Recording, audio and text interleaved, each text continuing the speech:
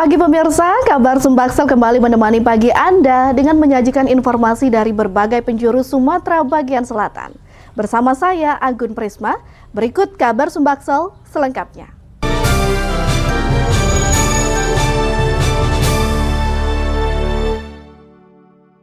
Peringatan Hari Ulang Tahun Kemerdekaan RI ke-80 di Kabupaten Empat Lawang berlangsung hikmat.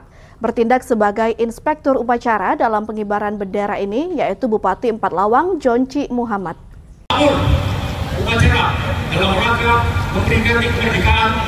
Peringatan HUT RI ke-80 tahun 2025 berlangsung di lapangan pemerintah Kabupaten Empat Lawang. Tampak suasana hikmat menyelimuti sepanjang acara pengibaran bendera berlangsung. Bertindak sebagai inspektur upacara, Bupati Empat Lawang Jonci Muhammad dan dihadiri oleh Wakil Bupati Empat Lawang Arifai, Ketua DPRD, Kajari, TNI, Polri, Forkopimda, OPD, tokoh masyarakat, agama, dan segenap masyarakat yang ada di Kabupaten Empat Lawang.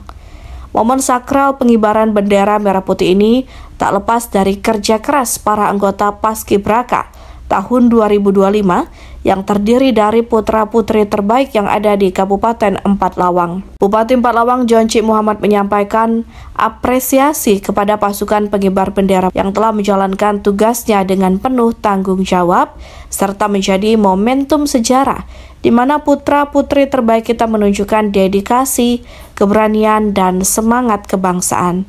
Jonci Muhammad juga mengajak kepada segenap masyarakat, khususnya warga Empat Lawang, untuk terus menghargai jasa para pahlawan dengan cara menjaga persatuan dan kesatuan, serta mengisi era kemerdekaan ini dengan pembangunan. Melaksanakan upacara pengibaran bendera dalam rangka peringatan HUT kemerdekaan kita yang 8 ini. Sebuah peristiwa yang harus kita ingat terus, peristiwa monumental. Negara ini bebas dari penjajahan. Luar biasa hari ini. Semua hadir, Forkopimda hadir, dan pelaksananya alhamdulillah. Dari Empat Lawang, Erwin Z. atau Nisa Putra TV One mengabarkan. Pemirsa, menjelang peringatan Hari Ulang Tahun Kemerdekaan Republik Indonesia ke-80, Bupati Empat Lawang Jonci Muhammad secara resmi mengukuhkan 27 anggota pasukan pengibar bendera merah putih Kabupaten Empat Lawang tahun 2025. Pengukuhan anggota Paskibra Kabupaten Empat Lawang tahun 2025 berlangsung hikmat. Acara pengukuhan ini berlangsung di pendopoan Rumah Dinas Bupati Empat Lawang sehari menjelang pelaksanaan upacara pengibaran bendera merah putih peringatan HUT RI ke-80 tahun. Tampak suasana haru ketika Bupati Empat Lawang Jonci Muhammad memimpin pembacaan ikrar dan pengambilan sumpah setia kepada seluruh anggota Paskibra Kabupaten Empat Lawang tahun 2025. Anggota Paskibra yang dikukuhkan kali ini berasal dari berbagai siswa-siswi SMA dan SMK yang ada di Kabupaten Empat Lawang dengan proses penjaringan yang sangat ketat dan selektif. Setelah dilakukan pelatihan dan karantina selama beberapa minggu oleh tim gabungan dari unsur TNI, Polri, dan Dinas Pemuda dan Olahraga Kabupaten Empat Lawang, akhirnya anggota Paskibra Kabupaten Empat Lawang tahun 2025 resmi dikukuhkan. Setelah dikukuhkan, anggota Paskibra resmi mengemban amanah untuk mengibarkan bendera merah putih pada pelaksanaan upacara 17 Agustus 2025. Tadi saya lihat dari acara pengukuhan itu, saya insya Allah anak-anak sudah betul siap. Mereka berlatih dengan sungguh-sungguh, saat kompak, rapi. Artinya jangan bersama mereka 2 hari lagi. Karena lusa mereka akan bertugas mengibarkan bendera, duplikat bendera mereka. Kemudian pelururan 2 kali mereka bertugas. Kita doakan yang terbaik, mereka sehat.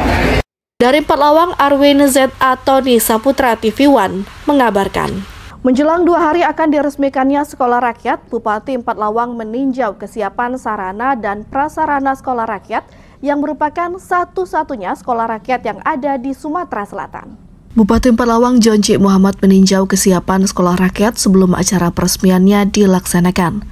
Sekolah rakyat yang merupakan program Presiden Prabowo Subianto ini berdiri di lokasi pusat penelitian, Pengembangan dan Pertanian Terpadu atau P4T, Kabupaten Empat Lawang, Provinsi Sumatera Selatan. Tampak Bupati Empalawang Joncik Muhammad melakukan pemeriksaan satu persatu ruangan yang ada, mulai dari ruang belajar, laboratorium, asrama siswa, dapur, hingga kamar mandi.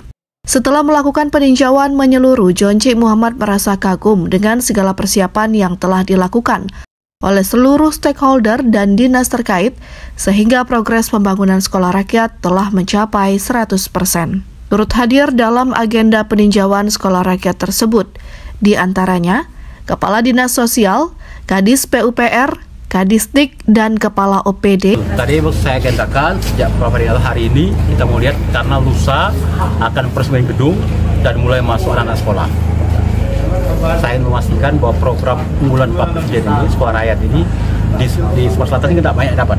Hanya 3, Kota Palembang, UI, dan Empalawang yang sudah pasti. Yang lain masih dalam tahap pengusulan. Nah, kita dipercaya pemerintah pusat untuk menjalankan program unggulan Pak Presiden. Saya harus pastikan betul bahwa ini bisa berjalan sesuai dengan rencana awal.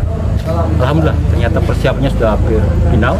Ya, insya Allah lusa kita akan segera resmikan dan akan kita mulai proses pembelajaran MPLS ya di sini, dan nanti launching secara nasional akan dilakukan di Surabaya ya, di Jawa Timur tanggal 5 September. Dari Empalawang, Arwen Z. Atoni Saputra, TV One mengabarkan. Menjelang 2 hari akan diresmikannya sekolah rakyat, Bupati Empalawang meninjau kesiapan sarana dan prasarana sekolah rakyat yang merupakan satu-satunya sekolah rakyat yang ada di Sumatera Selatan. Dengan didampingi oleh perwakilan Kementerian Sosial RI, Bupati Empalawang Joncik Muhammad secara resmi melaunching sekolah rakyat. Sekolah rakyat yang merupakan program Presiden Prabowo Subianto ini adalah sekolah rakyat satu-satunya yang ada di Provinsi Sumatera Selatan. Menurut Kepala Dinas Sosial Empalawang Eka Agustina, sekolah rakyat ini didirikan bertujuan untuk memutus transmisi kemiskinan dengan harapan ke depan melalui pendidikan siswa mampu berpikir dan lebih menghargai pendidikan serta menjadi masyarakat yang mandiri nantinya. Untuk tahap pertama ini, Sekolah Rakyat Empalawang memiliki peserta didik berjumlah 75 siswa untuk tingkat SMP dan 25 siswa di tingkat SMA. Bupati Empalawang Joncik Muhammad menjelaskan, tujuan mulia Presiden Prabowo Subianto mendirikan sekolah rakyat ini adalah agar anak-anak Indonesia yang kurang mampu memiliki hak kesetaraan dalam mendapatkan pendidikan yang berkualitas. Selain itu, Joncik Muhammad menambahkan Presiden juga bertekad agar kemiskinan di Indonesia dapat segera dientaskan. Salah satunya yakni melalui pendidikan. Harapan kita dengan hari ini sudah punya gedung, kemudian pembukaan MPLS, itu sekolah jalan. Harapan kita, cita-cita dari SRI itu nanti pada muaranya akan diataskan, terutama kemiskinan. Pertama, siswa masuk tes kesehatan, CKG, dan langsung masuk asrama. Kita melaksanakan mulai besok MPLS. Total siswa kita 100 orang, tapi ada bukan diri 4 orang. Nanti akan ada pengganti 4 orangnya. Dari Empalawang, Arwen Z. Atoni Saputra, TV One mengabarkan. Assalamualaikum warahmatullahi wabarakatuh. Saya Kapolres Banyuasin AKBP Ruri Prastowo mengucapkan selamat dan sukses atas mengudaranya program Kabar Sumbaksel di TV One. Semoga dapat memberikan informasi yang terpercaya dan aktual pada masyarakat, dan TV One memang beda. Terima kasih. Wassalamualaikum warahmatullahi wabarakatuh.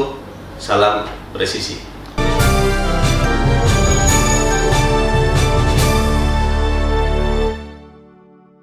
Pemirsa, Kapolres Banyuasin AKBP Ruri Prastowo dan Bupati Banyuasin Askolani melakukan panen jagung di lahan seluas 3 hektar milik kelompok tani Serumpun 2, Desa Tanjung Laut, Kecamatan Suaktape, Rabu pagi 13 Agustus 2025. Kegiatan ini merupakan wujud nyata gugus tugas Polri dalam mendukung ketahanan pangan nasional dengan melibatkan Bulog dan Dinas Pertanian Banyuasin. Kapolres Banyuasin AKBP Ruri Prastowo didampingi perwakilan Bulog, Bupati Banyuasin Askolani, dan Dinas Pertanian turun ke sawah memantau proses panen jagung. AKBP Ruri Prastowo menegaskan komitmen Polri untuk memastikan panen berjalan lancar dan hasilnya terserap optimal oleh Bulog. Kapolres Banyuasin dan Bupati Banyuasin mengapresiasi semangat kelompok tani Serumpun II yang terus giat menanam jagung. Dalam sambutannya, AKBP Ruri Prastowo mengumumkan rencana jangka panjang Polri untuk memperluas kolaborasi. Ke depan, Polres Banyuasin akan menggandeng pondok pesantren di Banyuasin untuk menanam jagung sebagai bagian dari strategi memperkuat ketahanan pangan berbasis komunitas. Kami dari Polres Banyuasin bersama mitra perkebunan dari PT Sutopo Lestari Jaya melaksanakan panen jagung di atas lahan 2,6 hektar. Dan ini salah satu yang diinisiasi Pak Kapolres atas arahan Pak Kapolri dalam rangka untuk menopang ketahanan pangan di Indonesia, khususnya di Kabupaten Banyuasin. Kegiatan panen ini menjadi simbol sinergi antara TNI Polri, pemerintah daerah, dan petani dalam menghadapi tantangan pangan. Dari Banyuasin, Puja Kusuma dan Tommy Kusworo TV One mengabarkan. Rangkaian HUT PAN ke-27 Dewan Pimpinan Daerah Partai PAN Sumsel menyerahkan 2.700 paket pangan ke masyarakat Palembang, termasuk 1 ton beras kepada korban kebakaran. Sekitar 2.700 paket pangan dibagikan DPW PAN Sumsel kepada warga Palembang serta memberikan bantuan kepada korban kebakaran di Kecamatan Gandus pada Rabu siang 20 Agustus 2025. Pembagian 2.700 paket pangan berlangsung di halaman kantor DPW PAN Sumsel. Ketua DPW PAN Sumsel Jonci Muhammad menyatakan bahwa bantuan ini merupakan wujud nyata komitmen partai dalam meringankan beban masyarakat, khususnya di tengah situasi ekonomi saat ini. Kegiatan rangkaian HUT PAN telah dimulai dari tanggal 15 sampai dengan nanti puncaknya akan digelar 8 September mendatang. Bantuan kepada korban kebakaran yang ada di Kelurahan Gandus ada sebanyak 1 ton beras, kemudian bantuan pangan telah disiapkan 2.700 paket untuk masyarakat.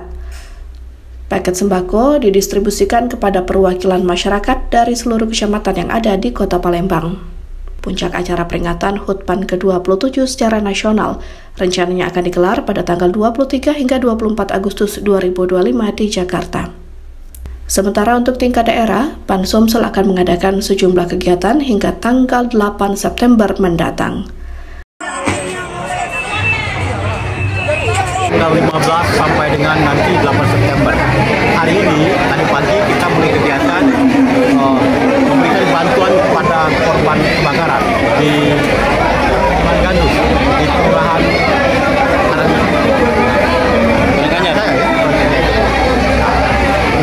memberikan bantuan 1 ton beras, 10 juta uang, 100 dus. Itu dalam rangka PAN itu peduli rakyat, PAN itu peduli pangan. Dari Palembang, Sumatera Selatan, Febrian Syaramadan TV One mengabarkan. Anggota DPRD Provinsi Sumatera Selatan M. Oktaviansyah dari fraksi Partai Kebangkitan Bangsa Dapil 7 Kabupaten 4 Lawang, Lahat, dan Kota Pagaralam melaksanakan reses masa sidang ketiga tahun 2025. M. Oktaviansyah, anggota DPRD Provinsi Sumatera Selatan dari fraksi Partai Kebangkitan Bangsa Dapil 7, melaksanakan reses masa sidang ketiga tahun 2025. Reses ketiga ini diawali dengan kunker hari pertama ke SMA Negeri 2 Tebing Tinggi dan dilanjutkan ke SMA Negeri 1 Tebing Tinggi. Selain kunjungan ke SMA yang ada di Kecamatan Tebing Tinggi, M. Oktaviansyah pada hari kedua juga melakukan reses ke SMA Negeri 1 Saling dan siang harinya melakukan kunker ke Desa Sukakaya Kecamatan Saling untuk berdialog dengan warga setempat. Dalam dialog bersama siswa-siswi dan para guru, berbagai aspirasi dan proposal bantuan diterima oleh M. Oktaviansyah. Di antaranya yakni pengajuan bantuan pengadaan ruang multimedia, pembangunan pagar sekolah, sumur bor, dan berbagai bantuan fasilitas belajar lainnya. Suasana gembira terpancar dari seluruh hadirin yang hadir pada acara reses tersebut ketika anggota DPRD Sumsel M. Oktaviansyah menyapa dan meminta usulan apa yang akan disampaikan. Menurut M. Oktaviansyah, seluruh usulan dan aspirasi yang diterima dalam reses ini akan diperjuangkannya pada sidang paripurna DPRD ke depan dan akan disampaikan kepada Gubernur Sumatera Selatan. DPRD Provinsi Sumatera Selatan mengadakan reses masa sidang ketiga di tahun 2025. di mana kami menyerap aspirasi masyarakat, khususnya tadi kami menyerap aspirasi dari para guru, kepala sekolah, dan para siswa di Kabupaten Pathlawang, dan alhamdulillah sudah memiliki banyak prestasi, baik itu di kancah lokal maupun di kancah nasional, sehingga kami sudah keliling tadi melihat memang ada beberapa yang harus dimaksimalkan, baik itu ruangan multimedia dan juga dari Pathlawang, Lahat dan Kota Pegaran Arwin Z atau Desa Putra TV One mengabarkan. Kita ke informasi selanjutnya, pemirsa. Momen Hari Ulang Tahun Indonesia ke-80 yang berbarengan dengan HUT IPEKB disambut semarak dan sukacita oleh para penyuluh dan pegawai di Dinas PPPA PPKB Kabupaten Ogan Ilir. Selain jalan santai, senam sehat juga diwarnai sejumlah kegiatan perlombaan dan ditutup dengan kegiatan pemberian cindera mata untuk pegawainya yang memasuki masa purna bakti. Dimulai dengan jalan santai dan dilanjutkan dengan senam sehat serta sejumlah perlombaan seperti kereta balon, karaoke, estafet sarung, pindah gelas dengan sedotan, pindah bola serta estafet tepung yang merupakan rangkaian kegiatan Hari Ulang Tahun IPEKB ke-18 Ikatan Penyuluh Keluarga Berencana Indonesia yang berbarengan dengan HUT RI ke-80 yang diselenggarakan oleh Dinas PPPA PPKB Kabupaten Ogan Ilir.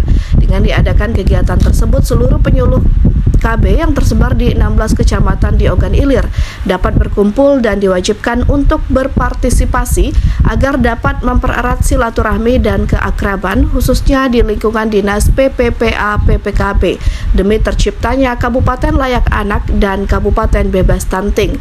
Selain itu juga Dinas PPPA Kabupaten Ogan Ilir melaunching logo terbaru IPEKB yang sebelumnya sudah resmikan oleh pemerintah pusat. Kegiatan launching logo IPEKB dan pemotongan tumpeng tersebut dipimpin langsung oleh Wakil Bupati Ogan Ilir serta memberikan beberapa arahan kepada para penyuluh agar lebih giat dan berdedikasi dalam melaksanakan tugas di lapangan. Wakil Bupati Ogan Ilir, Haji Ardani mengatakan walaupun Dinas PPPA PPKB minim anggaran namun bisa melaksanakan kegiatan ini. Kegiatan itu mereka satukan dengan pelaksanaannya bergotong royong. Ya. Ada sekaligus peresmian logo IKB, penyuluh Ikatan Penyuluh Keluarga Berencana. Kemudian ulang tahun IPKB juga yang ke-18. Dengan semangat kemerdekaan para penyuluh keluarga berencana yang ada di Kabupaten Ogan Ilir ini sangat semangat, terbukti dengan inisiatif kegiatan yang diadakan pada hari ini. Jadi kita mulai dari tadi pagi melaksanakan kegiatan olahraga. Pada hari ini juga mereka melakukan silaturahmi. Dari Kabupaten Ogan Ilir, Sumatera Selatan, Berkat Arsya TV One mengabarkan.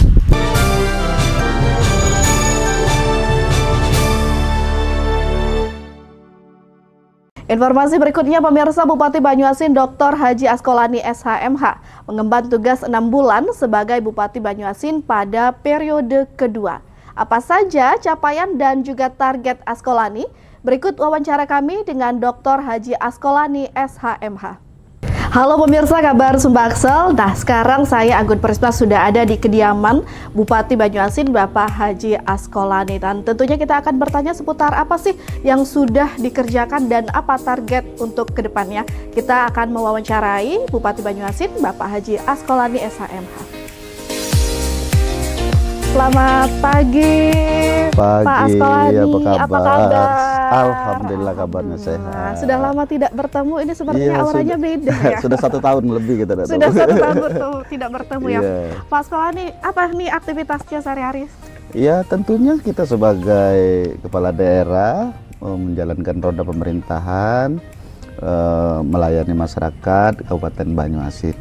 Dan beberapa hari ini kita lagi turun ke masyarakat, kita lihat panen raya masyarakat, IP 100, IP 200, IP 300 dan juga tanam jagung. Karena Banyuasin ini sekarang menjadi sumber pangan terbesar nomor 3 nasional. Wow. Iya. Nomor 3 nasional. Nah, apa sih sebenarnya yang menjadi kunci kesuksesan Banyuasin, Kabupaten Banyuasin? Saya kira yang paling penting itu kuncinya kekompakan, kebersamaan. Karena sukses ketahanan pangan di Banyuasin ini tidak bisa dilakukan oleh hanya pemerintah saja, tapi tentunya bagaimana kita memberikan dorongan semangat kepada petani kita, dan tentunya kita memberikan pembinaan, kita memberikan bantuan, dan juga memberikan support semangat. Makanya kita turun ke desa-desa, kita melihat langsung aktivitas petani kita di desa-desa, seperti apa mereka menanam, panen, olah lahan, dan tentunya yang paling penting kita tahu persoalan-persoalan apa yang dihadapi oleh masyarakat tani yang ada di desa-desa. Itu yang paling penting. Nah, tadi Pak Bupati menyampaikan bahwa langsung turun, ya? Betul. Langsung turun dan menemukan persoalan-persoalan masyarakat. Betul. Apa ternyata setelah ditemukan yang menjadi persoalan masyarakat? Ya, yang selama ini Alsintan masih sangat kurang. Yang kedua, irigasi tanggul masih ada yang belum diperbaiki. Ditambah lagi ada persoalan-persoalan benih yang belum siap secara maksimal, termasuk juga kaitan dengan pupuk, kaitan juga masalah harga.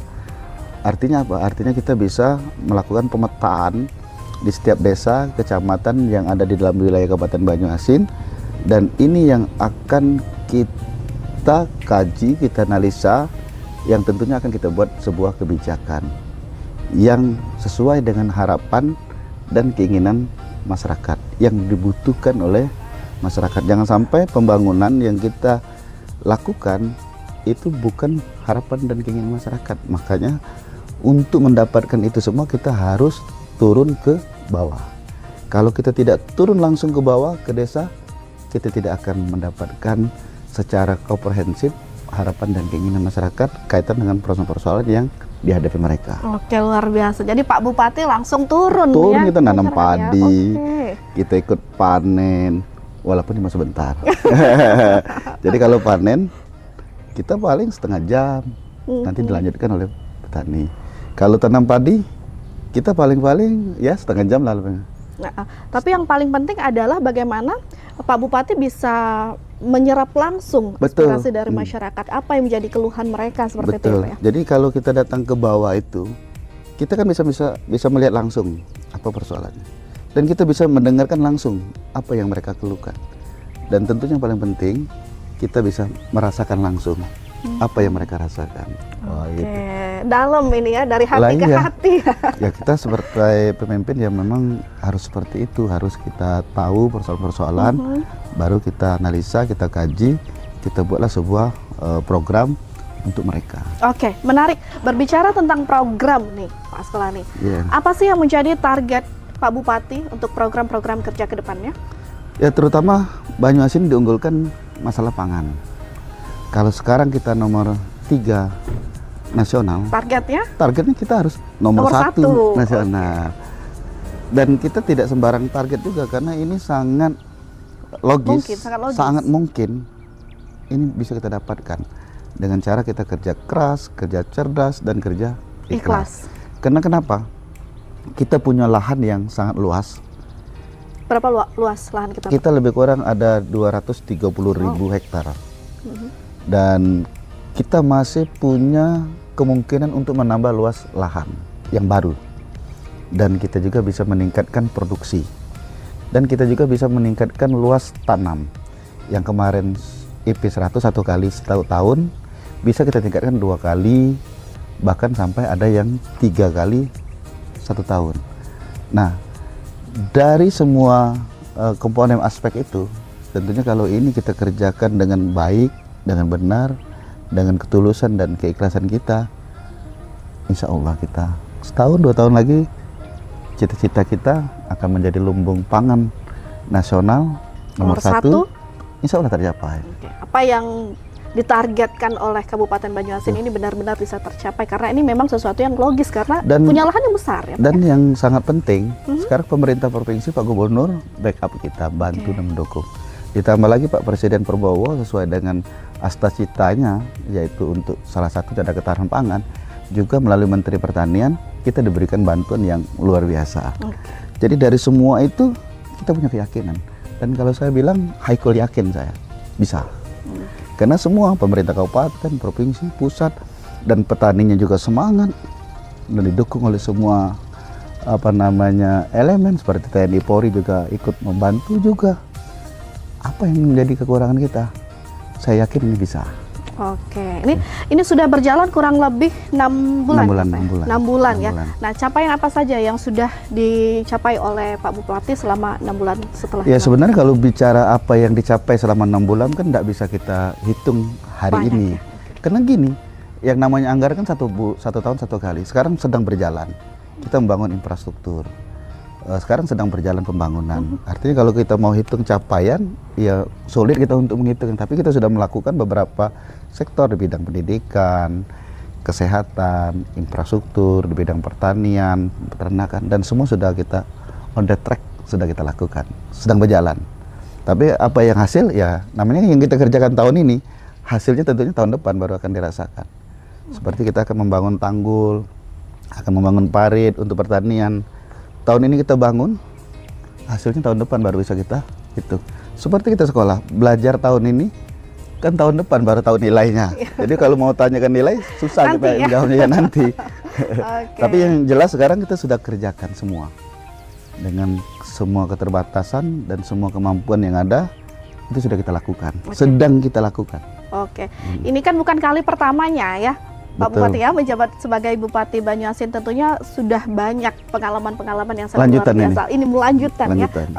Nah, lalu kemudian seperti apa nih Pak Bupati ke depannya? Apa gebrakan baru dari seorang Haji Asqolani SHMH? Ya, kalau gebrakan yang baru sebenarnya kita ingin melanjutkan yang sudah lama sebenarnya. Pertama, kaitan dengan infrastruktur. Karena Banyuasin ini sangat luas sekali dan semua persoalan itu salah satu yang dituntut oleh masyarakat ada infrastruktur jalan, jembatan, termasuk juga air bersih. Nah, di sektor yang lain yaitu masalah kesehatan, terus masalah pendidikan, dan ini yang sudah kita lakukan. Seperti kesehatan, kita ingin petugas kedokteran, dokter, perawat, puskesmas itu masuk dari desa ke desa. Ini gebrakan kita. Dan juga pelayanan kita sampai ke desa-desa seperti Dukcapil, pembuatan KTP, kartu keluarga. Tidak perlu lagi mereka datang ke kabupaten, cukup di kecamatan dan di desa sudah bisa dilayani. Jemput bola. Jadi kita balik, kita yang melayani masyarakat, mendatangi masyarakat untuk melayani apa yang menjadi keinginan, harapan, dan kebutuhan masyarakat. Harus membawa perubahan untuk masyarakat. Betul. Ya, perbaikan pelayanan. Jadi merubah mindset, cara berpikir. Kalau kemarin kita nunggu, sekarang tidak nunggu, kita jemput bola ke desa-desa, kecamatan-kecamatan untuk melayani masyarakat. Bidang kesehatan, pendidikan, termasuk masalah perizinan dan semuanya. Masih di semangat HUT RI ke-80, ya, Pak Bupati? Merdeka. Untuk Kabupaten Banyuasin. Jadi tentunya di hari ulang tahun Republik Indonesia yang ke-80 tahun 80? Ya, 80 tahun, kita harus tetap lebih semangat dari pejuang. Jadi yang kita warisin itu adalah api geloranya itu, semangatnya itu yang kita harus wariskan daripada pejuang kita. Yang kemarin mereka berkorban jiwa dan raga, nyawa, harta, benda dikorbankan untuk memerdekakan negeri ini. Tentunya ini kita juga barengi dengan mengisi pembangunan dan memberikan pelayanan kepada masyarakat secara maksimal, totalitas. Baik, totalitas yang pasti. Pertanyaan terakhir Pak Bupati, masih single sampai sekarang, kapan mengundang nih? Kalau itu kita nunggu jawabannya, menunggu karena waktu ya. Yang namanya ajal, rezeki dan jodoh, Allah yang nentukan. Kalau istri belum ada, pacar udah banyak ya Pak ya? Belum ada, dua-dua aja. Istri belum, pacar belum. Terima kasih pemirsa Kabar Sumbaksel. Tentunya terima kasih Pak Asqolani sudah diberikan kesempatan untuk hadir di sini dan juga bersama dengan pemirsa Kabar Sumbaksel. Saya Anggun Prisma dan juga Bupati Banyuasin Bapak Haji Asqolani mengucapkan terima kasih. Sampai jumpa.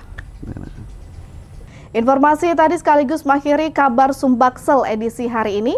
Saya, Anggun Prisma, dan kru yang bertugas mengucapkan terima kasih, serta terus saksikan Kabar Sumbaksel edisi berikutnya. Tetap sehat, tetap semangat, dan bahagia. Sampai jumpa.